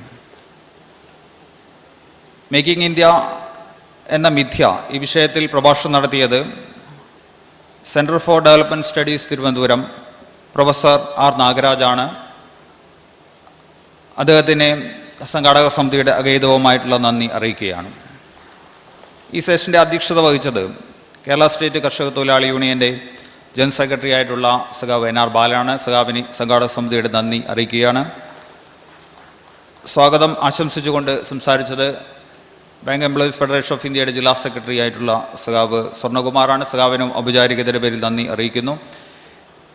ഈ സെഷനിൽ പങ്കെടുത്ത പ്രതിനിധി സഖാക്കൾ, അതുപോലെ തന്നെ മീഡിയ പ്രവർത്തകർ, ഇതിൽ പങ്കെടുത്ത മുഴുവൻ സുഹൃത്തുക്കൾക്കും സഖാക്കൾക്കും സംഘാടക സമിതിയുടെ പേരിൽ നന്ദി അറിയിച്ചുകൊണ്ട് എൻ്റെ വാക്കുകൾ അവസാനിപ്പിക്കുന്നു.